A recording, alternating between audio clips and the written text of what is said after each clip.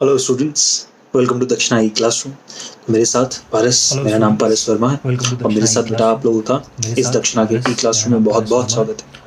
आप लोग मेरे साथ आज एक नया, एक शानदार, एक मज़ेदार चैप्टर स्टार्ट करने वाले हैं ह्यूमन फिजियोलॉजी का, और इस चैप्टर का नाम है excretory products and it's elimination. क्या चैप्टर का नाम है? एक्सक्रीटरी प्रोडक्ट्स और उन प्रोडक्ट्स का एलिमिनेशन। चैप्टर बेहद सिंपल है। चैप्टर के अंदर कुछ बेसिक कंसेप्ट्स हैं बेटा जिनको हमें एक्सप्लोर करना है। और चैप्टर की ज़रूरत क्या है हमारे? चैप्टर तो सोचो, चैप्टर तो छोड़ो, ये बोलो कि ह्यूमन बॉडी में एक्सक्रीटरी प्रोडक्ट्स क्या होते हैं, उनकी एलिमिनेशन की ज़रूरत क्या है, ये सब पॉइंट्स लिखो। तो ऐसा समझो कि आपका घर है और रोज नॉर्मल आपका घर नॉर्मल जैसे चलता है। रोज़ आप आ रहे हो, जा रहे हो, घर पे पापा काम पे जा रहे हैं, आप लोग स्कूल में जा रहे हो, अपने पढ़ाई करने जा रहे हो, और सब कुछ इस तरीके से चल रहा है। अब धीरे धीरे कोई भी काम करने की वजह से बेटा वेस्ट मटेरियल प्रोड्यूस होता है। तो वो वेस्ट मटेरियल आपके घर में इकट्ठा होना शुरू हो जाए। तो धीरे धीरे जब वो वेस्ट मटेरियल घर में इकट्ठा यानी एक्यूमुलेट होना शुरू हो जाएगा, तो क्या वो वेस्ट मटेरियल से बदबू आनी शुरू हो जाएगी? यस। क्या उस वेस्ट मटेरियल में कीड़े और मच्छर लग जाएंगे? यस। क्या उस वेस्ट मटेरियल की प्रेजेंस की वजह से आपके पूरे घर में प्रॉब्लम्स आनी शुरू हो जाएंगे? यस। मच्छर आएंगे, कीड़े आएंगे, बदबू आएगी, बीमारियां फैलेंगी। यानी जो ये वेस्ट प्रोडक्ट अपने घर में बना, मुझे उस वेस्ट प्रोडक्ट को बाहर फेंकना। ये वेस्ट प्रोडक्ट किसी भी हालत के अंदर अपने घर में एक्यूमुलेट नहीं होना चाहिए। उसी तरीके से आपका शरीर होता है। एक शरीर भी बेटा घर की तरह है, और जब इस शरीर में नॉर्मल काम होता है, तो नॉर्मल काम यानी मेटाबॉलिज्म जब इस शरीर के अंदर होता है, तो बेटा मेटाबॉलिज्म होने के बाद इस शरीर के अंदर मेटाबॉलिज्म के बाय प्रोडक्ट बनते हैं। मैं कहता हूँ कि ये मेटाबॉलिज्म बॉडी के अंदर हुआ, और इसके बाद मेटाबॉलिज्म के बाद कुछ बाय प्रोडक्ट्स बने। बाय प्रोडक्ट्स यानी हमारे पास ऐसे प्रोडक्ट्स बने जो मेटाबॉलिज्म के रिएक्शंस के बाय प्रोडक्ट। ये प्रोडक्ट्स जो हैं ये शरीर के अंदर कोई काम नहीं करते, और ये शरीर बॉडी से बाहर निकालने जरूरी है। ये जो आपके पास बाय प्रोडक्ट है, ये शरीर अब इनको यूज नहीं कर सकता, और इन प्रोडक्ट्स को शरीर के अंदर नहीं रखना है, क्योंकि ये वेस्ट मटेरियल क्या है? Waste material. समझ रहे हो? ये एक ऐसा वेस्ट मटेरियल है जिसको शरीर से बाहर निकालना है। अब मेरा क्वेश्चन ये है कि ये वेस्ट मटेरियल बेटा खुद टॉक्सिक हो सकता है, कि ये वेस्ट मटेरियल की अगर थोड़ी सी भी प्रेजेंस हो तो इस शरीर के लिए बहुत दिक्कत कर सकता है। और ऐसा भी हो सकता है कि ये वेस्ट मटेरियल ज़्यादा टॉक्सिक नहीं है, लेकिन इसका अमाउंट अगर बहुत ज़्यादा शरीर के अंदर हो जाए तब भी ये टॉक्सिक हो सकता है। समझ पा रहे हो? यानी मेटाबॉलिज्म से बनने वाली चीज़ें, बाय प्रोडक्ट्स जो हैं, वो शरीर के अंदर, मैं ऐसा कहना चाहिए कि प्रोडक्ट्स, बहुत ध्यान से वर्ड सुनना, products of metabolism which are not reused should be eliminated from body. Okay, ये वाली बात बताई। Because पहला point, some of them are toxic by nature। उनमें से वो मेटाबॉलिक प्रोडक्ट्स में से कुछ मेटाबॉलिक प्रोडक्ट नेचर से ही, उनके केमिकल कॉम्पोजिशन की वजह से टॉक्सिक है, और some of the products when accumulated then become toxic. यानी कुछ प्रोडक्ट्स नॉर्मली टॉक्सिक नहीं होते, लेकिन जब एक्यूमुलेट किए जाते हैं तब टॉक्सिक बन जाते हैं। क्या आपको मेरी बात क्लियर हुई? तो ये हमारा कंसेप्ट समझ पाए। तो हमारे शरीर ने एक्सक्रीशन करनी है ऐसे हर उस प्रोडक्ट की। अब यहाँ पे बेटा एक्सक्रीशन के साथ एक जुड़ा हुआ वर्ड अपना बहुत कॉमनली पढ़ते हैं, इजेशन। और एक्सक्रीशन और इजेशन को आपस में कंफ्यूज करते हैं। याद रखिएगा, इजेशन वर्ड स्पेसिफिकली बना है कौन से वेस्ट को? डाइजेस्टिव जो वेस्ट होते हैं, कौन से?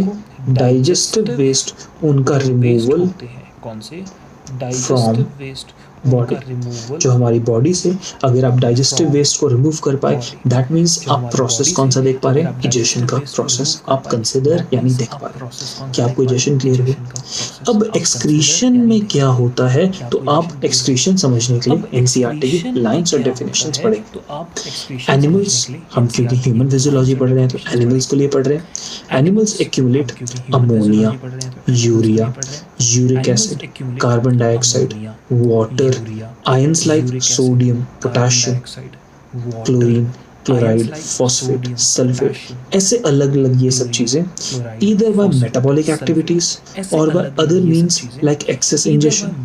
हमने ये सब चीजें बॉडी के अंदर मेटाबॉलिक प्रोडक्ट से बनाई या फिर अगर जरूरत से ज्यादा इन सब चीजों को कंज्यूम कर लिया तो क्या हुआ, these substances have to be removed totally और पार्शियली। ये सब्सटेंसेस को या तो हमें टोटली रिमूव करना पड़ेगा या इनको इतना रिमूव करना पड़ेगा, इस हद में रिमूव करना पड़ेगा कि बॉडी के लिए नुकसानदायक ना। अब तुम ये कभी नहीं कह सकते कि सिर्फ सोडियम, पोटेशियम, कैल्शियम को बॉडी से 100% रिमूव कर दो, ऐसा पॉसिबल नहीं है और ऐसा कर भी नहीं सकते। हमें इनको इतने लेवल तक हटाना है ताकि बॉडी अब इस कंडीशन को, इतने level of sodium, potassium, chlorine की इतनी कंडीशन बना सके जो बॉडी के लिए बेस्ट है। यानी एक बॉडी को एक स्टेबल स्टेट पे पहुंचना है। किस पे पहुंचना है? स्टेबल स्टेट पे पहुंचना है ताकि बॉडी क्या काम कर सके बेटा, ऑप्टिमम, अपने ऑप्टिमम काम कर सके। अगर आप हर एक चीज को स्टेबल स्टेट पे रखते हो तो कुछ चीजों को टोटली रिमूव करके बॉडी स्टेबल स्टेट पे आती है, कुछ चीजों को पार्शियली रिमूव करके बॉडी स्टेबल स्टेट पे आती है। ध्यान से समझना, ये स्टेबल स्टेट के लिए वर्ड बेटा मैं अब यूज करने वाला हूँ एक नया, थोड़ी देर में वर्ड, अभी के लिए स्टेबल स्टेट दिमाग में डाल के रखो। In this chapter you will learn mechanisms of elimination of these substances. हम कैसे इन सब्सटेंसेस को एलिमिनेट कर रहे हैं with a special emphasis on common nitrogenous wastes. कमाल की बात बेटा ये है कि जो आपके पास एक्सक्रीटरी प्रोडक्ट्स हैं वो अमोनिया, यूरिया, यूरिक एसिड, ये नाइट्रोजनस वेस्ट है। बट कार्बन डाइऑक्साइड में तो कोई नाइट्रोजन नहीं है, वाटर में तो कोई नाइट्रोजन नहीं है, इनमें तो आपके पास कोई नाइट्रोजन नहीं है, यहाँ तो नहीं। इस चैप्टर में हम अक्सर बताते हैं कि ये सारे के सारे जिनको अंडरलाइन किया, इन वेस्ट को हमें हटाना ही हटाना है, ये बात सही है। लेकिन स्पेसिफिकली इस चैप्टर में बात थोड़ी घुमा के, या मुझे ऐसा लगे चैप्टर ने बात थोड़ी स्ट्रेस डाल के नाइट्रोजनस वेस्ट को फोकस किया। नहीं समझ रहे? अब नाइट्रोजनस वेस्ट कौन कौन से होते हैं? Ammonia, urea, uric acid are the major forms of nitrogenous waste excreted by the animals. तो अब अगर आप अमोनिया एक्सक्रीट करते हैं तो अमोनोटेलिक कहलाते हैं। याद आया बेटा, हमने एनिमल किंगडम में पढ़ा था। अगर आप यूरिया एक्सक्रीट करते हैं तो आप यूरियोटेलिक कहलाते हैं। अगर आप यूरिक एसिड एक्सक्रीट करते हैं तो यूरिकोटेलिक कहलाते हैं। क्या आप इस बात को समझ पाए? तो ये सब हमें समझ आया। हमारा क्वेश्चन अभी है कि ये एक्सक्रीशन का प्रोसेस किया क्यों? इसलिए किया ताकि बॉडी अपनी ऑप्टिमम क्या कर सके, just give me a second, ताकि बॉडी अपनी ऑप्टिमम लेवल के अंदर परफॉर्म कर सके, जितना उसका बेसिक परफेक्ट लेवल है। यानी क्या करे, बॉडी ऑप्टिमम लेवल पे परफॉर्म कर सके, राइट। तो ऑप्टिमम लेवल पे तब जब परफॉर्म करेगी जब इंटरनल कंडीशंस, क्या internal conditions, internal conditions of body are stable and constant. क्या आप इस कंसेप्ट को होल्ड कर पा रहे हैं बेटा? आपकी बॉडी ऑप्टिमम लेवल पे तभी परफॉर्म कर पाएगी जब बॉडी की इंटरनल कंडीशन स्टेबल और कांस्टेंट होगी। ये बात समझ पाएगी? तो अब ऐसी इस स्टेट को स्टेबल, कांस्टेंट स्टेट को बेटा हम एक इतना बड़ा नाम दे लीजिएगा, सिंपल नाम दे देते हैं जिसको कहते हैं होमियोस्टैसिस। क्या देते हैं? होमियोस्टैसिस। यानी अगर मैं कहता हूँ वो स्टेबल स्टेट को होमियोस्टैसिस बोल रहा हूँ, तो बॉडी को, अगर बॉडी होमियोस्टैसिस पे होगी तो बॉडी अपना ऑप्टिमम लेवल परफॉर्म कर पाएगी। क्या आप मेरी बात क्लियर पा रहे हैं? यानी if the body is at homeostasis then the body can perform at the optimum level. ठीक, क्लियर हो गया? अब इस एरिया के अंदर, इस चैप्टर के अंदर हम स्पेसिफिकली, तो याद है बेटा हम क्या करने वाले? एक्सक्रीशन का प्रोडक्ट, एक्सक्रीशन का प्रोसेस सीखने वाले। तो एक्सक्रीशन के प्रोसेस के माध्यम से हम क्या कर रहे हैं? बॉडी में होमियोस्टैसिस स्ट्रेसेस ला रहे हैं ताकि बॉडी अपने मैक्सिमम लेवल पे परफॉर्म कर सके, अपने बेस्ट कंडीशंस में, अपने बेस्ट कैपेबिलिटी के अकॉर्डिंग परफॉर्म कर सके। आपको कंसेप्ट समझ आया?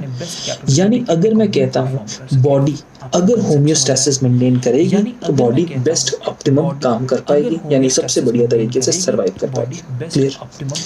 एक्सक्रीशन क्या है?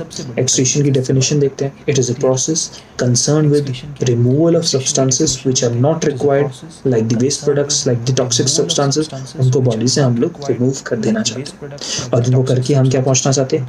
होम्योस्टैसिस पे पहुंच जाना चाहते हैं। अब होम्योस्टैसिस पे जब आप पहुंचना चाहते हो तो होम्योस्टैसिस कैसी होती है ये मेरे साथ जरा देखिए। होम्योस्टैसिस का मतलब स्टेबल कांस्टेंट स्टेट, राइट? तो होम्योस्टैसिस बेटा बॉडी में किस किस चीज का हो सकता है? तो आपको स्टेबल कांस्टेंट स्टेट आपको किस किस चीज का चाहिए? आपको ह्यूमन बॉडी में टेम्परेचर का होम्योस्टैसिस चाहिए, किस किस चीज का चाहिए? आपको बॉडी के अंदर ब्लड शुगर का होम्योस्टैसिस चाहिए, यानी ब्लड शुगर लेवल कांस्टेंट रहे, एकदम बढ़ जाए ऐसा भी नहीं होना चाहिए, एकदम कम हो जाए ऐसा भी नहीं होना चाहिए। आपको बॉडी में वाटर कंटेंट का होम्योस्टैसिस चाहिए। ये अलग अलग टाइप के होम्योस्टैसिस हो सकते हैं। तो बेटा आप टेम्परेचर का होम्योस्टैसिस बॉडी के अंदर करते हो? बिल्कुल करते हो। यहाँ पे हाइपोथैलेमस इन्वॉल्व होता है, हाइपोथैलेमस इन्वॉल्व होता है ताकि बॉडी का टेम्परेचर मेंटेन किया जा सके। ब्लड शुगर को मेंटेन करना है तो बेटा यहाँ पे glucagon and insulin hormones involve होते हैं, बेसिकली पैनक्रियाज इन्वॉल्व होते हैं। समझ पा रहे हो? वाटर कंटेंट का होम्योस्टैसिस मेंटेन करना है तो बेटा इस प्रोसेस को ऑफ मेंटेनिंग, ध्यान से देखना, process of maintaining water content homeostasis, इस प्रोसेस को हम लोग क्या टर्म करते हैं? Osmo regulation. क्या टर्म करते हैं? Osmo regulation. तो ऑस्मो रेगुलेशन एक ऐसा तरीका है जिससे हम वाटर कंटेंट की बॉडी में होम्योस्टैसिस बनाए रखते हैं, यानी वाटर कंटेंट की होम्योस्टैसिस बनानी है यानी आपको ऑस्मो रेगुलेशन करना है। तो बेटा जो ऑस्मो रेगुलेशन है वो वाटर कंटेंट बॉडी में एकदम ज़्यादा भी ना हो जाए, एकदम कम भी ना हो जाए, वो काम उस वाटर के कंटेंट को मैनेज करना ऑस्मो रेगुलेशन कहलाते हैं। ये बात तो अपने को क्लियर है। अब ऑस्मो रेगुलेशन क्या ह्यूमंस में मिलेगी? ये बात तो अपने को क्लियर है, बिल्कुल मिलेगी। और ह्यूमंस में यानी हम क्या हमारे अंदर मिलेगी? तो बेटा यहाँ पे कौन सा ऑर्गन काम करता है? किडनीज काम करता है, राइट? अब मैं ऑस्मो रेगुलेशन ये ह्यूमंस, यानी अगर मैं आपसे इस तरीके से कहूँ टेरेस्ट्रियल, अगर आपके पास एनिमल्स की बात कर रहे हैं, स्पेसिफिकली वर्टिब्रेट्स की बात कर रहे हैं, तो वर्टिब्रेट्स के अंदर आपके पास क्या होता है बेटा? किडनी होता है जो ऑस्मो रेगुलेशन करता है। लेकिन अगर आप एक्वाटिक वर्टिब्रेट्स की बात कर रहे हैं, यानी आप बात कर रहे हैं पाइसेस की, तो पाइसेस के अंदर ऑस्मो रेगुलेशन कैसे होता है? इस पाइसेस में ऑस्मो रेगुलेशन करने के लिए बॉडी के अंदर आपके पास प्रोसेस प्रॉपर किस तरीके से होगा ये मैं आपको सबसे पहले पढ़ाऊंगा। अभी तक मैंने आपको क्या पढ़ाया? मैंने अभी तक पढ़ाया बेटा कि होम्योस्टैसिस क्या होता है, वो कांस्टेंट बॉडी स्टेट। होम्योस्टैसिस क्यों करते हैं? ताकि बॉडी अपना ऑप्टिमम परफॉर्मेंस दे सके। होम्योस्टैसिस बॉडी में अलग अलग चीज़ों का स्टेबल स्टेट बनाए रखना पड़ सकता है। आपकी बॉडी का टेम्परेचर कांस्टेंट रहना चाहिए, आपके ब्लड शुगर का लेवल, ब्लड ग्लूकोज का लेवल कांस्टेंट रखना चाहिए, आपकी बॉडी में वाटर कंटेंट एकदम ज़्यादा भी ना हो जाए, एकदम कम भी ना हो जाए, ये भी आपको होम्योस्टैसिस मेंटेन करना है। समझ पा रहे हो? तो अलग अलग टाइप की होम्योस्टैसिस करना था। फिर मैंने बोला था ऑस्मो रेगुलेशन यानी होम्योस्टैसिस का वो तरीका जिससे वाटर को हम मेंटेन करते हैं। अगर टेरेस्ट्रियल वर्टिब्रेट एनिमल्स में देखें तो स्पेसिफिकली किडनीज के थ्रू होता है। अगर आप एक्वाटिक वर्टिब्रेट्स यानी पाइसेस के अंदर देख रहे हैं तो कैसे होता है ये मैं आपको बढ़ाने चाहता हूँ। अब जरा छोटा सा एक आइडिया, उसको स्टार्ट करने से पहले थोड़ा सा एक आइडिया दो बेटा। जब आप फिशेस को देखते हो तो फिशेस अपने पास दो टाइप के मिलते हैं। कुछ फिशेस फ्रेश वाटर फिशेस होते हैं। तुम ये मत बोलना सर कॉन्ट्रैक्टिथोस्टिक थी, मैं उसकी बात नहीं कर रहा, मैं लिख रहा हूँ कुछ फिशेस फ्रेश वाटर में मिलती हैं और कुछ फिशेस आपको किस में मिलती है? सॉल्ट वाटर में मिलती है। तो फिशेस फ्रेश वाटर और सॉल्ट वाटर अलग अलग जगह मिल रही हैं, तो इनके लिए अपनी बॉडी में ऑस्मो रेगुलेशन करना कैसे पॉसिबल होता है? किस किस तरीके को ये किस किस फिनोमिना को अपनाते हैं? आइए हम देखते हैं। किस तरीके को ये मेरे साथ एक बात बताओ बेटा, होम्योस्टैसिस क्लियर हो रहा है? Homeostasis maintenance of steady state of the body regardless of outside changing environment. बाहर जैसे मर्जी एनवायरनमेंट को हो, हमें बॉडी के अंदर होम्योस्टैसिस करना है। अब जब ऑस्मो रेगुलेशन एक ऐसा आपके पास प्रोसेस होता है जिससे वाटर के लेवल को अब बॉडी में मेंटेन करते हैं, तो वाटर के लेवल को मेंटेन करने के लिए, क्योंकि ह्यूमन बॉडी में वाटर प्योर फॉर्म में तो नहीं है, उसके अंदर कोई ना कोई सॉल्यूट घुला हुआ है, तो that means regulation of solute movement and hence the water movement. शरीर के अंदर सॉल्यूट, इसको मैं और आपके लिए डेफिनेशन सिंपल कर देता हूँ। ऑस्मो रेगुलेशन क्या हुआ? रेगुलेशन कर देता हूँ। ऑस्मो रेगुलेशन क्या हुआ? Of water content of within body. सबसे सिंपल डेफिनेशन है वो क्या होती है बेटा? Osmo regulation. ठीक है। ऑर्गेनिजम्स जो होते हैं ना बेटा, ऑर्गेनिजम्स को जब हम एनिमल्स को ऑब्जर्व करने की कोशिश करते हैं तो हमें ना एक चीज समझ आती है। ऑर्गेनिजम्स आपके पास दो कैटेगरी में फॉल करेंगे, ऑस्मो रेगुलेटर और ऑस्मो कन्फर्मर। और बहुत ध्यान से ये वर्ड सुनना, काफी इंपॉर्टेंट है। ऑस्मो रेगुलेटर एंड ऑस्मो कन्फर्मर, ठीक, ये मैं आपको समझाना चाहता हूँ। तो देखो क्या कंडीशन है। आपके पास ऑर्गेनिजम्स कुछ है ऑस्मो रेगुलेटर्स, दैट मीन्स जो ऑस्मो रेगुलेशन कर सकते हैं। समझो मेरी बात। अगर मैं आपको ये बात बोलता हूँ कि आपकी बॉडी के अंदर का टेम्परेचर कितना है, तो आप इसका आंसर कितना दोगे? ह्यूमन बॉडी के अंदर का टेम्परेचर होता है बेटा 37 डिग्री सेल्सियस, राइट? आप कुछ भी कीजिए, बाहर जितना मर्जी गर्मी हो, बाहर जितनी मर्जी ठंड हो, आपकी बॉडी के अंदर का टेम्परेचर हमेशा 37 ही रहेगा। यानी आपने एक स्टेबल टेम्परेचर बॉडी के अंदर बना के रखा। जब आपने ह्यूमन बॉडी में बेटा स्टेबल टेम्परेचर बना के रखा तो इससे क्या फायदा हुआ? ह्यूमन बॉडी में स्टेबल टेम्परेचर बनाने की वजह से हमें एक चीज का फायदा होता है, और वो क्या है? ह्यूमन बॉडी ऑप्टिमली काम कर सकती है। आप देखो ना, जिस टाइम आपकी बॉडी का टेम्परेचर बढ़ जाता है, यानी आपको बुखार हो जाता है, तो शरीर में दर्द होना शुरू हो जाता है, सर दर्द होना शुरू हो जाता है, शरीर में पेन्स इस तरीके से होते हैं कि कोई काम नहीं होता, मन में पेट में डाइजेशन होने में प्रॉब्लम हो जाती है, यानी हर पॉसिबल प्रॉब्लम्स। यानी जब आप होम्योस्टैसिस नहीं मेंटेन कर सकते, तो अब उस वक्त जब होम्योस्टैसिस नहीं हो रहा है तो बॉडी अनस्टेबल कंडीशन पे है, बॉडी ऑप्टिमली काम नहीं कर रही। ये बात समझ पाए? तो ये अब आप यहाँ पे कंसेप्ट देख, जब आप बॉडी के अंदर आप ऑस्मो रेगुलेशन कर पा रहे हो, यानी होम्योस्टैसिस कर पा रहे हो, तो आपकी बॉडी हर मुमकिन हालात में, चाहे जैसी मर्जी हालात हो, आपकी बॉडी बढ़िया से काम करेगी। ठीक।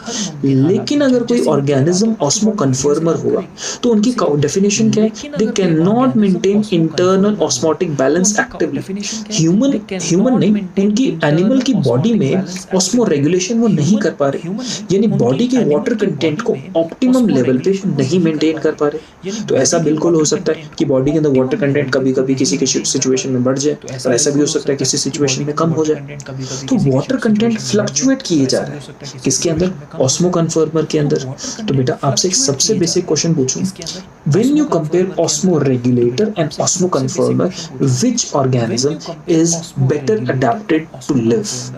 Osmo regulator. Osmoregulator is better adapted to live, क्योंकि ये अपने अंदर की बॉडी को सही मेंटेन कर सकता है, तो इसको ज्यादा दिक्कत नहीं आएगी। समझ पा रहे हो मेरी बात? क्लियर? ओके। ऑस्मो कन्फर्मर में ध्यान से देखना बेटा, ये क्वेश्चन आता है, which of the following options are osmo confirmers and which are osmo regulators? तो आप यहाँ से डायरेक्ट आंसर कर सकते हो। ऑल मरीन इनवर्टिब्रेट्स, पानी में मिलने वाले जितने भी इनवर्टिब्रेट्स होते हैं सब के सब ऑस्मो कन्फर्मर्स होते हैं। और अगर वर्टिब्रेट्स में देखे जाए तो बेटा जो आपके पास साइक्लोस्टोम्स होती है, देखा ना, एग्नाथा साइक्लोस्टोम्स, तो वो हैगफिश मैगजीन जिसको हम टर्म करते हैं, राइट? तो ये अपने पास किस तरीके से होते हैं? ये वर्टिब्रेट्स में सिर्फ ये, और बाकी सारे के सारे इनवर्टिब्रेट्स ये ऑस्मो कन्फर्मर्स कहलाते हैं या ऑस्मो कन्फर्मर्स होते हैं। हम यहाँ पे देखें ऑस्मो रेगुलेटर्स, देखो ऑस्मो रेगुलेटर्स ये हैं।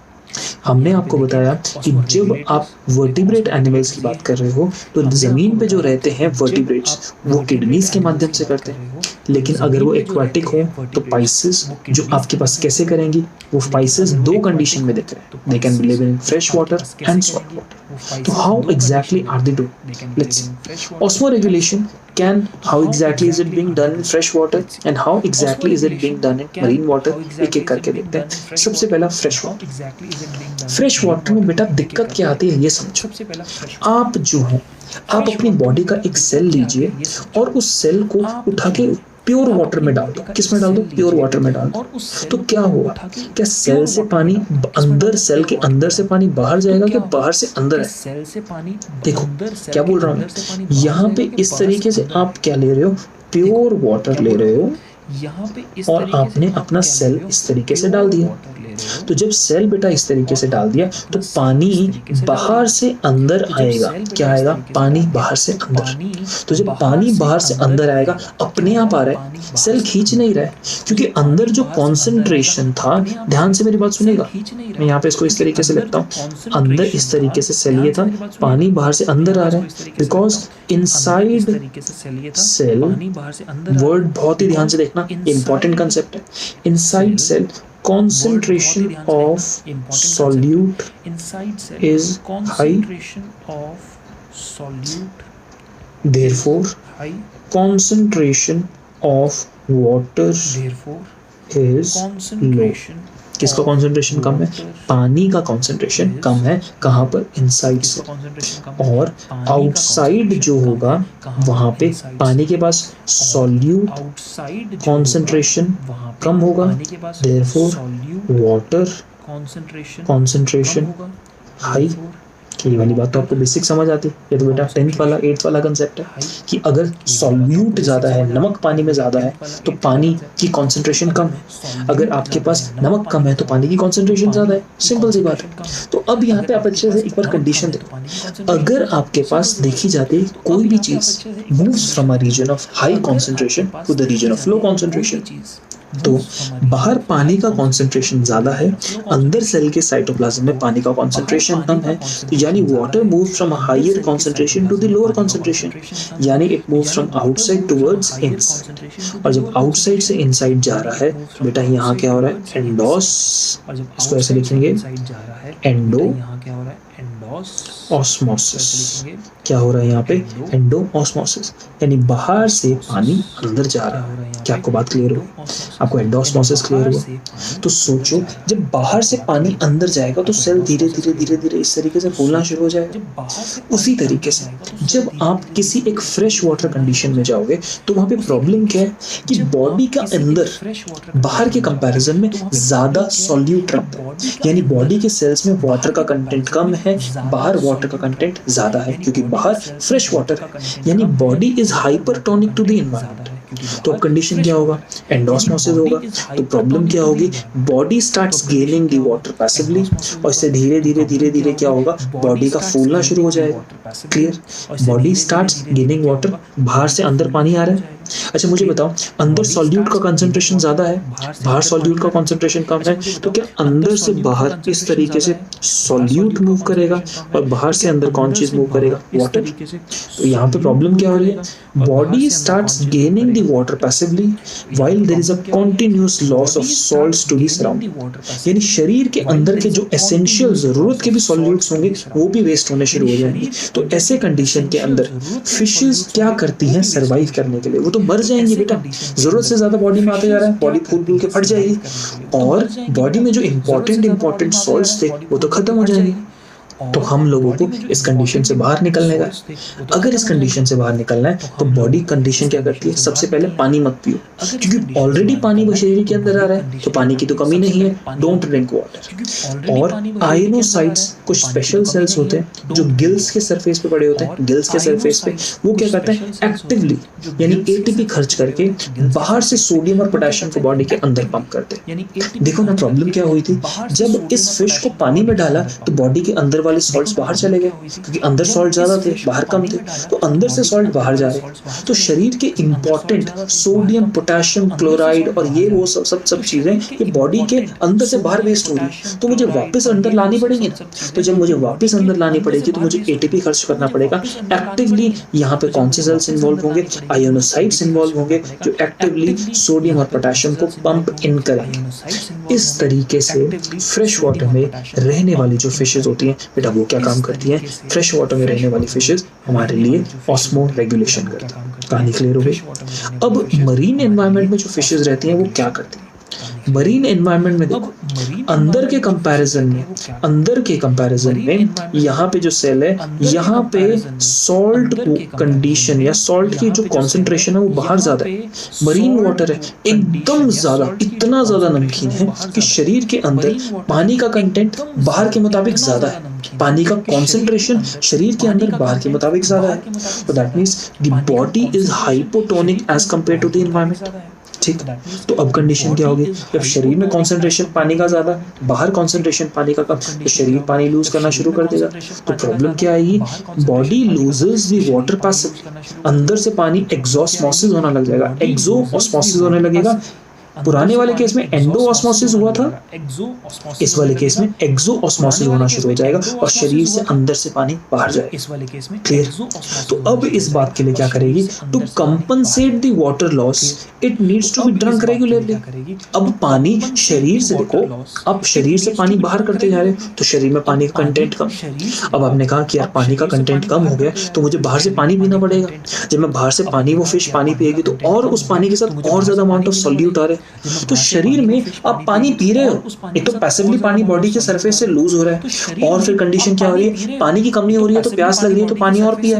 जब आप पानी और पिया तो रियलाइज हुआ क्योंकि पानी में इतना सॉल्ट कॉन्सेंट्रेशन है, बॉडी में तो सॉल्ट भी है एकदम ऊपर जाने लगेगा। तो मुझे क्या करना पड़ेगा? अंदर बॉडी से, बॉडी के अंदर जो एक्सेस सॉल्ट आया है उसको निकाल के बॉडी के बाहर फेंकना पड़ेगा, यानी आयोनोसाइट्स इजेक्ट आउट। क्या करेंगे? आयोनोसाइट बाहर निकालेंगे जितने भी एक्सेस आपके पास सॉल्ट्स आए हैं, यानी जितने भी access sodium, potassium, potassium chlorine, chloride वगैरह जितने भी मोनोवेलेंट आयंस एक्स्ट्रा आए हैं इनको बॉडी से बाहर फेंक दे। क्या आपको कहानी क्लियर हो गई? तो ये वाला काम इस तरीके से ऑस्मो रेगुलेशन हम देख पाएंगे, जो हमें कहाँ मिलता है? ये वाला ऑस्मो रेगुलेशन बेटा हम लोगों को मिलता है फिशेज में। आपने ऑब्जर्व अच्छे से कर लिया। इसके बाद हम लोग देखेंगे नाइट्रोजनस वेस्ट। बहुत सिंपल, नाइट्रोजनस वेस्ट के बारे में देखो, सबसे पहले एनसीईआरटी क्या कहती है, मैं ये पूरा पैराग्राफ आपको पढ़ाऊंगा, फिर इनकी डिटेल्स पे जाएंगे। एनसीईआरटी को पढ़ते हैं। Ammonia, urea, uric acid are the major forms of nitrogenous waste excreted by the animals. ठीक है, एनिमल्स अमोनिया को, यूरिया को और यूरिक एसिड को एक्सक्रीट करते हैं। जो बेटा अमोनिया को एक्सक्रीट करते हैं उनको अमोनोटेलिक कहते हैं, जो यूरिया को एक्सक्रीट करते हैं यूरियोटेलिक कहते हैं, और जो यूरिक एसिड को एक्सक्रीट करते हैं uricotelic. Done? Ammonia is the most toxic form, और ये वाली बात अगर थोड़ा सा दिमाग घुमाओ ना बेटा तो मैंने बता रखी, अमोनिया सबसे ज्यादा टॉक्सिक फॉर्म होता है। Ammonia is the most toxic form, और जो चीज जितनी ज्यादा टॉक्सिक होती है उसको बॉडी से रिमूव करने के लिए उतना ज्यादा पानी चाहिए। ये याद रखना मेरी बात, जो चीज जितनी ज्यादा टॉक्सिक होगी उसको बॉडी से रिमूव करने के लिए उतना ज्यादा पानी चाहिए। समझ पा रहे हो क्यों बात बता रहा हूँ? जरा इस बात को इमेजिन करो, आपको एकदम समझ आ जाएगा। ये यूरिनरी ब्लैडर ले लो, और यूरिनरी ब्लैडर से इस तरीके से आप समझ लो, इस तरीके से यूरेथ्रा। यहाँ पे आपने प्योर अमोनिया स्टोर कर दिया, प्योर अमोनिया। ये अमोनिया इतना टॉक्सिक है ना बेटा कि यहाँ पे इस ब्लैडर की वॉल्स को पूरा वो जला देगा। जला देगा मतलब ऐसा नहीं कि आग लग जाएगी, मतलब यहाँ पे टॉक्सिक इफेक्ट करेगा कि यहाँ के सारे सेल्स मर जाएंगे।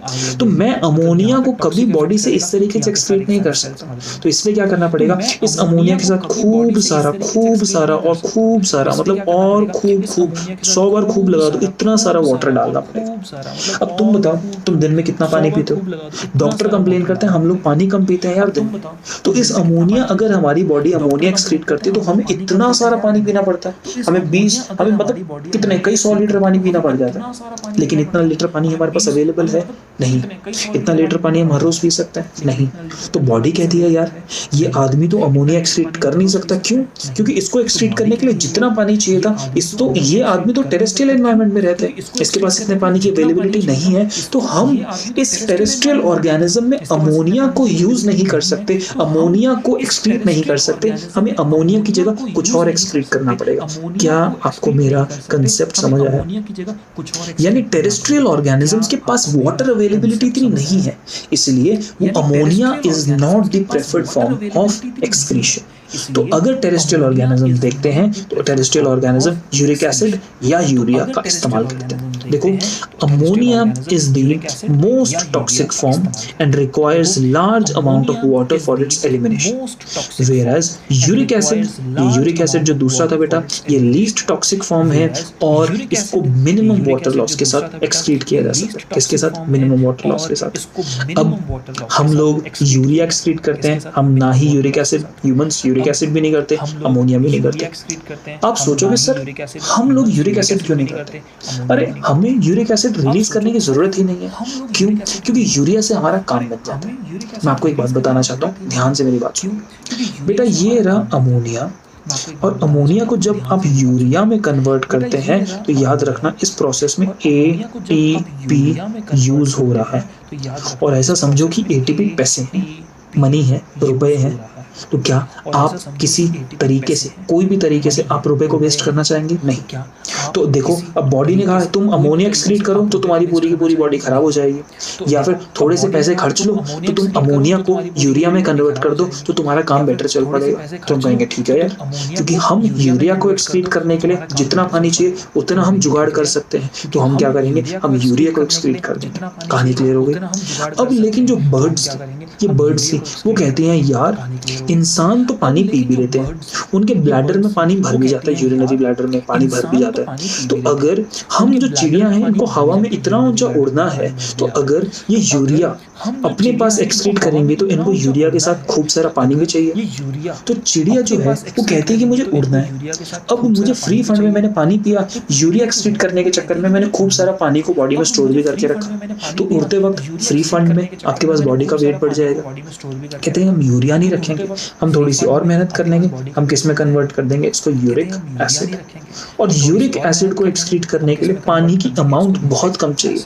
यूरिक एसिड बेटा इतना ज्यादा कॉन्सेंट्रेटेड फॉर्म में आप एक्सक्रीट कर सकते हो, यानी in the form of paste.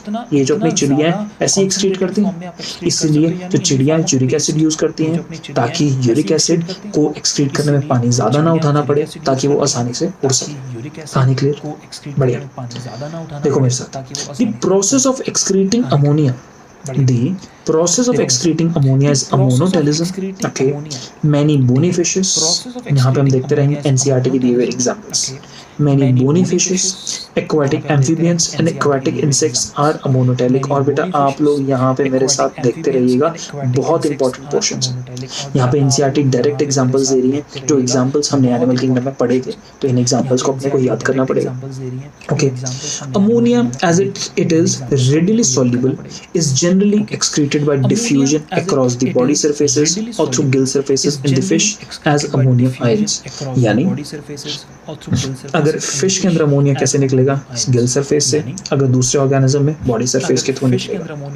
Kidneys do not play a significant role in its removal. ये स्टेटमेंट क्वेश्चन में बहुत इंपॉर्टेंट हो सकता है। Terrestrial adaptation necessitated for the production of lesser toxic nitrogenous waste like urea and uric acid for conservation of water. बेटा terrestrial अगर आपके पास habitat है तो हम बात सीधी सी समझते हैं, टेरेस्ट्रियल हैबिटेट के अंदर पानी की नेचुरली कमी है, तो आपको यूरिया और यूरिक एसिड पे जाना पड़ता था। मैमल्स और many terrestrial amphibians and marine fishes excrete urea and are called as ureotelic। अब बेटा जब यहाँ पे मरीन फिशेस की बात किया हुआ है तो स्पेसिफिकली वो कॉन्ट्रैक्टीज की बात कर रहे हैं। कॉन्ट्रैक्टीज जिनको हम कार्टिलेजिनस फिशेस कहते हैं, वो यूरिया एक्सक्रीट करते हैं। Ammonia is produced by metabolism and is converted into urea in the liver of these animals. याद रखना, आपके शरीर में जब अमोनिया बनेगा मेटाबॉलिज्म की मदद से, तो उस अमोनिया को हम यूरिया में कन्वर्ट करेंगे। कहाँ पर? लिवर में, राइट। यानी लिवर में, आपके लिवर में अमोनिया पहुंचता है और अमोनिया कन्वर्ट होता है किसके अंदर? यूरिया के अंदर, ठीक। हाँ, some amount of urea may be retained in the kidney matrix of some of these animals to maintain a desired osmolarity। तो बेटा ये वाली लाइन मैं ऐसा कहूँगा, जब तक इस चैप्टर को मैं आगे नहीं पढ़ा देता आपको ये वाली लाइन समझ नहीं आने वाली, तो इस लाइन को अभी के लिए हम इग्नोर करते हैं। ध्यान से रखना, reptiles, birds, land snails, insect excrete nitrogenous waste as uric acid in the form of pellet, छोटे छोटे दाने जैसा या पेस्ट की तरह, with a minimum loss of animals, with minimum loss of water, and such animals को यूरिकोटेनिक कहते हैं। ये एनसीईआरटी की लाइंस थी। तो अगर एनसीईआरटी की लाइंस थी तो देखो आप कौन कौन सा रिलीज कर रहे हैं बेटा? Ammonia. Most aquatic animals contract these नहीं, ऑस्टिक थीज करती हैं। It is very toxic, needs large amount of water for its excretion, produced by liver by deamination.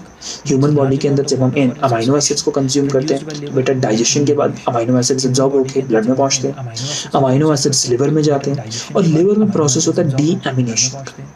जब आप अमाइनो एसिड के स्ट्रक्चर को तो जानते हो, अमाइनो एसिड के स्ट्रक्चर को जब आप तोड़ते हो तो अमोनिया निकलता है। तो अमोनिया लिवर के अंदर निकला by the process of deamination. कहानी क्लियर हुई? कहाँ पर बना? लिवर के अंदर बना। कौन बना? अमोनिया। प्रॉब्लम पहली सॉल्व। Next, urea.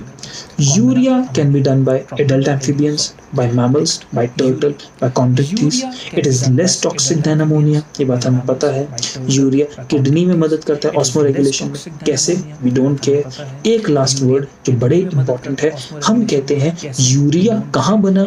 हमारी बॉडी ने अमोनिया जो बनाया बाय डीएमिनेशन, हमारी बॉडी में अमोनिया डीएमिनेशन से बना। उस अमोनिया को यूरिया में कन्वर्ट किया जाता था बेटा, कहाँ पर? लिवर में। कहाँ पे कन्वर्ट किया जाता था? लिवर में। तो लिवर में जब आपको अमोनिया को कन्वर्ट करना है किसके अंदर? यूरिया में। तो आप कौन सी साइकिल चलाते हो? यूरिया साइकिल बोलेंगे उस साइकिल को, या फिर आप ऑर्निथीन साइकिल बोलेंगे, या तो यूरिया साइकिल बोलेंगे या ऑर्निथीन साइकिल बोलेंगे या क्रेब्स हिंसलेट साइकिल बोलेंगे, राइट। ये साइकिल्स के नाम है। ये साइकिल आपके सिलेबस का पार्ट है नहीं। इस साइकिल में क्या होता है दिखा दे रहा हूँ। इस साइकिल के अंदर as a raw material ammonia जाता है, as a raw material carbon dioxide आ जाता है और बाहर क्या निकलता है? यूरिया। रिएक्शन के नाम पे बेटा आपको ये पूरा का पूरा रिएक्शन दे रखा है। इधर हम वाटर, कार्बन डाइऑक्साइड, अमोनिया और एटीपी का इस्तेमाल कर रहे हैं। यहाँ पे ये इंपॉर्टेंट चीज थी जो आपको दिखाने के लिए पूरा का पूरा रिएक्शन कि एटीपी का इस्तेमाल हो रहा है। एटीपी का इस्तेमाल हो रहा है। ये पूरा का पूरा प्रोसेस कहाँ हो रहा है? ये प्रोसेस हो रहा है एक लिवर के सेल के अंदर, और लिवर के सेल में कहाँ कहाँ पे? माइटोकॉन्ड्रिया और साइटोसोल। और बेटा इन दोनों वर्ड्स में अपने पास क्वेश्चन आते हैं, याद रखिए। जब क्वेश्चन पूछा जाता है urea cycle is taking place within the liver cells, liver cells में कहाँ पे? In the mitochondria and within the cytoplasm. तो ये रिएक्शंस आपके सामने दिया हुआ है और इस रिएक्शंस के रिस्पॉन्स में क्या बन जाता है? यूरिया बन जाता है। अब जब यूरिया जो ऑर्गेनिजम्स एक्सक्रीट करेंगे उन ऑर्गेनिजम्स को हम लोग क्या कहते हैं? यूरियोटेनिक कहते हैं। नेक्स्ट बनता है बेटा uric acid. Uric acid birds, reptiles paste के फॉर्म में या पेलेट के फॉर्म में रिलीज कर सकते हैं। क्रोकोडाइल जो होता है वो यूरिक एसिड नहीं रिलीज करता, वो यूरिया या अमोनिया रिलीज करेगा। इतना आपको क्लियर हो गया। यूरिया की बात करें तो बेटा आपके पास सीधी सी लीस्ट टॉक्सिक है। यूरिया वाटर में इंसॉल्युबल होता है, या फिर मुझे कहना चाहिए वाटर इसको एक्सट्रीट करने के लिए वाटर बहुत ही कम अमाउंट में जरूरत होती है। जो इंपॉर्टेंट पॉइंट्स है वो ही लिखो, फालतू की चीजें नहीं चाहिए। इसके अलावा दो और हैं। ये दो और बेटा हैं क्या एग्जैक्टली? तो मैं आपको बोलना चाहूंगा कि ये दो और सिर्फ इनका फुल फॉर्म जान लो। TMAO guanine. गुआनिन तो बेटा अपने आप में प्यूरिन ही होता है, ये भी एक्सक्रीट करते हैं, सी बर्ड्स एक्सक्रीट करते हैं। अब आपके पास TMAO ट्राइमिथाइल अमाइड ऑक्साइड, ये भी एक अमोनिया का कन्वर्टेड फॉर्म है। कुछ ऑर्गेनिज्म TMAO को भी एक्सक्रीट करते हैं। क्या ये जरूरी है? तो मैं कहूँगा नहीं, सिर्फ दिमाग में होने चाहिए। क्या इन तीनों ammonia, uric acid and urea के अलावा कोई और भी होते हैं? तो तुम कहोगे बिल्कुल हमने पढ़ा हुआ है, हम कसम खा के बोलते हैं, ठीक है। इसके बाद बेटा एक्सक्रीटरी स्ट्रक्चर्स हैं। एक्सक्रीटरी स्ट्रक्चर्स आपके सामने यहाँ पे आपको दिख रहे हैं। इसके बाद जैसे आपको पढ़ा है excretory प्रोटोनेफ्रीडिया, जिनको हम फ्लेम सेल्स कहते हैं, ऑस्मो रेगुलेशन में मदद करते हैं। और बेटा कहाँ पढ़े हैं वो लोग प्रोटोनेफ्रीडिया? आपने पढ़े हैं प्लैटीहेलमिन्थेस में। इसके अलावा सम एनिलिड्स, सिफेलोकॉर्डेट्स, रोटिफर्स। रोटिफर्स क्या होते हैं बेटा? ध्यान से यहाँ पे देखना, रोटिफर्स आर एस्केलमिन्थेस। इनके अंदर आपको क्या मिलते हैं? प्रोटोनेफ्रीडिया। याद रखना, सबसे सिंपल सबसे कॉमन जो पूछा जाता है प्लैटीहेलमिन्थेस, बट ये भी क्वेश्चंस बेटा पूछ ले जाते हैं आपको कहाँ कहाँ मिल सकता है। Next nephridia.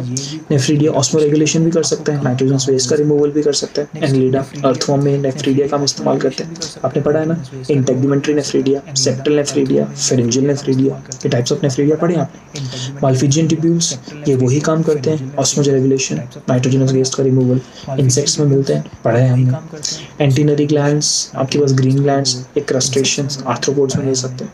ये डिफरेंट टाइप के बेटा आपने पढ़े। इन सब की कहानी यहाँ पर आपको एनसीईआरटी में दी हुई है, पढ़ते हैं। A survey of the animal kingdom, a survey of the animal kingdom presents a variety of excretory structures. In most invertebrates, these structures are simple tubular forms, whereas in vertebrates, the complex tubular forms are developed called as kidneys.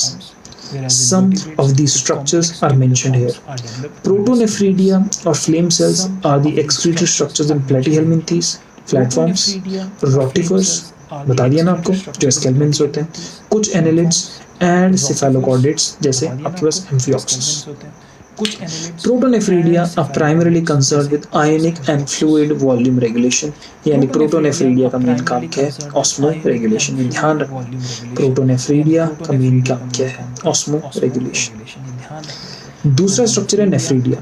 Nephridia are tubular excretory structures of earthworms and other annelids. Nephridia help to remove nitrogenous waste and maintain fluid and ionic balance. यानी second point, nephridia के दो function दे दिए हैं, nitrogenous waste को हटाना और दूसरा fluid and ionic balance यानी ऑस्मो रेगुलेशन करना।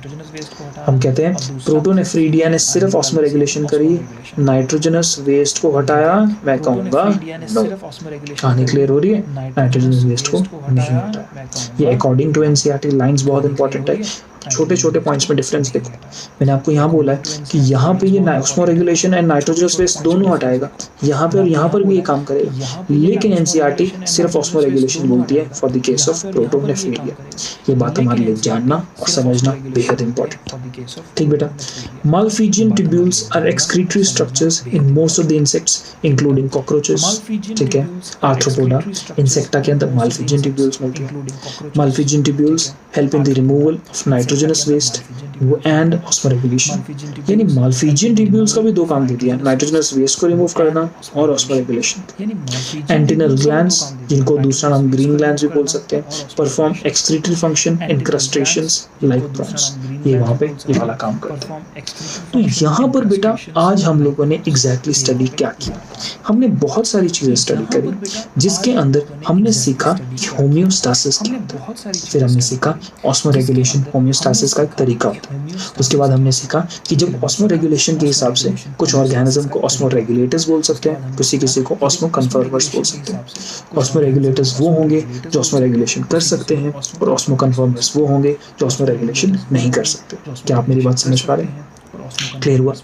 अब उसके बाद फिर हमने different types of nitrogenous waste देखे, नाइट्रोजनस वेस्ट की हमने प्रोडक्शन देखी। सबसे टॉक्सिक अमोनिया होता है, अमोनिया को ह्यूमन बॉडी में बनाया जाता है बाय प्रोसेस ऑफ डीएमिनेशन। कहाँ पर? लिवर। अब लिवर के अंदर जो अमोनिया होता है, अब उसको आगे कन्वर्ट किया जाता है किसके अंदर? यूरिया के अंदर। तो जब लिवर में आपको अमोनिया को यूरिया में कन्वर्ट करना है तो आप कौन से साइकिल चलाते हैं? ऑर्निथिन साइकिल चलाते हैं। इतना क्लियर? अब जब यूरिया को आपने अमोनिया को यूरिया में कन्वर्ट कर दिया, फिर उसको बॉडी एक्सक्रीट कर देती है। बर्ड्स के अंदर, और इसके एग्जांपल्स के अंदर हम एक रेप्टाइल, कुछ रेप्टाइल्स और एक्वाटिक इंसेक्ट्स वगैरह या कुछ ऐसे में देखते हैं, वहाँ पे यूरिक एसिड मिल जाता है। इसके अलावा टीएमएओ और गुआनिन, ये दोनों भी एक्सक्रीट किए जा सकते हैं। एक्सक्रीटरी स्ट्रक्चर्स अलग अलग हैं। यहाँ पे बेसिक एनिमल किंगडम में ये डिफरेंट टाइप के बेटा वहाँ पर भी पढ़े थे, यहाँ पर भी पढ़ रहे हैं, ये डिफरेंट टाइप के एक्सक्रीटरी स्ट्रक्चर्स हैं। एनसीईआरटी बहुत सॉलिड गेम्स खेलती है, आपको प्लाटिया वहाँ पे कुछ नहीं बताया ये सब चीज़ें, रोटिफर्स ये सब कुछ नहीं बताया जब आपने वहाँ पे पढ़ा, लेकिन यहाँ पर आपको सब कुछ बता दिया। जब एनिमल किंगडम पढ़ा था, देखो बेटा याद है आपको ये सब मैंने आपको पढ़ाया था, बट एनसीईआरटी कुछ खास नहीं बोलती थी इनके बारे में। इसलिए एनसीईआरटी से जरा बच के, एनसीईआरटी से बड़ा ज़्यादा ध्यान से पढ़ के, एनसीईआरटी में कहीं पर भी कोई भी वर्ड दिया जा सकता है। +2 के लास्ट चैप्टर में +1 के फर्स्ट चैप्टर की भी इन्फॉर्मेशन दे देते हैं वो लोग, तो बहुत बहुत तेज। तो एनसीईआरटी को बड़े ध्यान से पढ़ते हुए, आगे ध्यान से बढ़ते हुए, सोचते हुए, समझते हुए ध्यान से चलो बेटा, खूब बढ़िया से पढ़ाई करो। आज का लेक्चर यहीं पे फिनिश होता है। Thank you so much, stay blessed. बढ़िया से पढ़ाई करो।